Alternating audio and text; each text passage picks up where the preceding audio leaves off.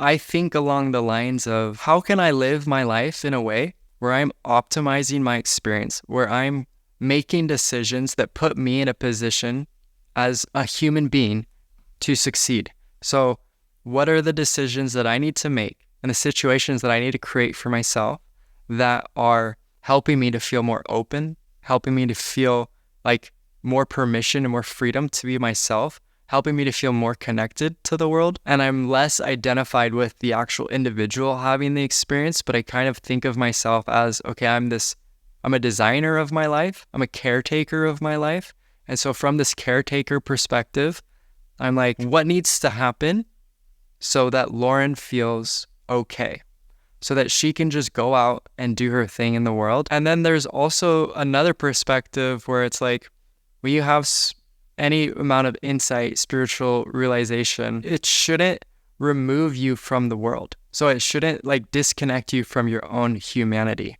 It's not like you get to just retreat into a cave or into some dimension in your mind, and now you no longer have to care or worry about being a person and this person's superficial, ridiculous desires, right? Like that's not, instead, it's like your humanity is a way to ground your realization. And it's like when you have these recognitions of interconnectedness and of open-heartedness and of universal love, and when you feel connected to this essence identity, now the project becomes, how do you ground those and express those through the vehicle of your individuality? And so that's why in my content, I really like to talk about this idea that you can use your gender exploration as a vehicle for realizing the truth of who you are, and then combining that with also using your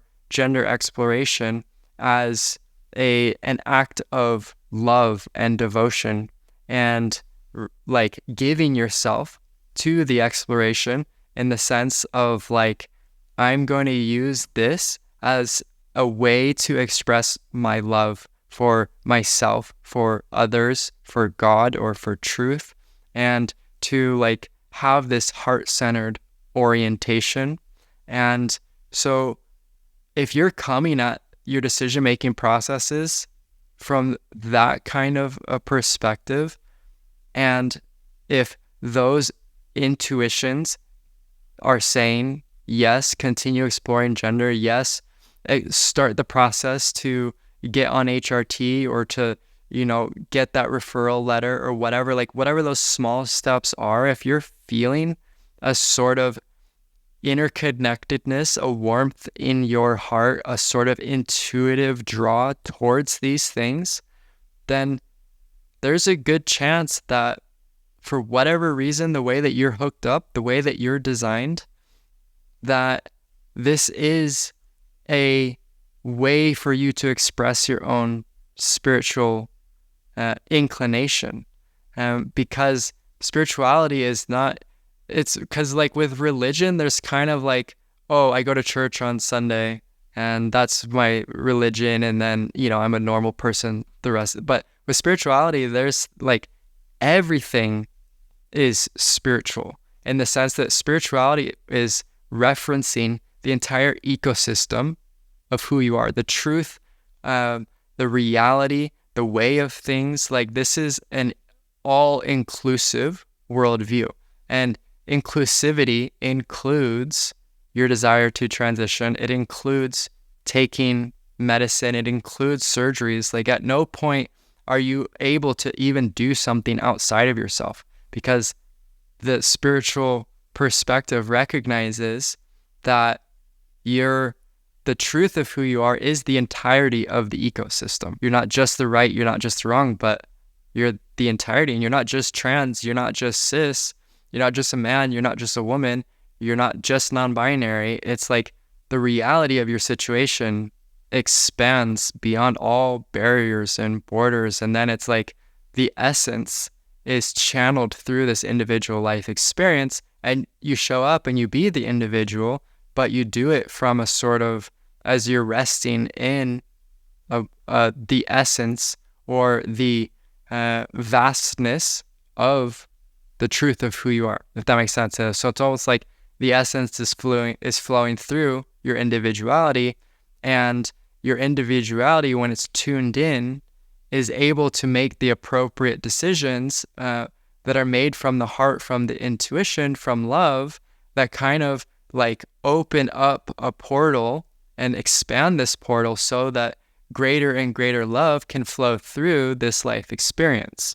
And ultimately, if you come at your transition, your gender exploration from these types of perspectives, then this could be the most spiritual thing you've ever done. Like, this can be a path to God. This can be a path to truth. So, long story short, yes, it is compatible. And I will add an asterisk.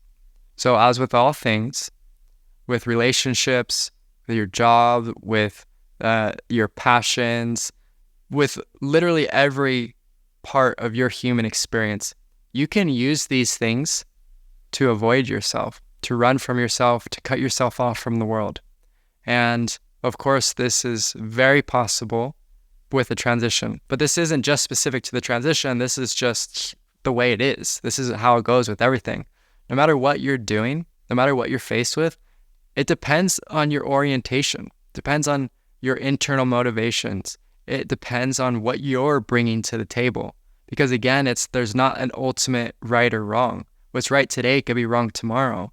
It's all very individual, very specific to you. And just remain open and constantly tuning in to what makes sense. You may be led in this direction for a little bit of time, and then it's going to lead you in a different direction. And you kind of have to, because when we grasp onto what we think it's supposed to be, what we think is right, what we think is wrong, then all of a sudden we kind of solidify. And that's when we create this rigidity in our life. But life itself is a fluid, dynamic, responsive energy.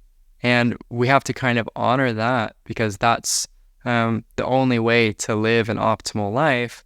So yeah, just the asterisk is, how are you coming to your decisions? Where are you operating from?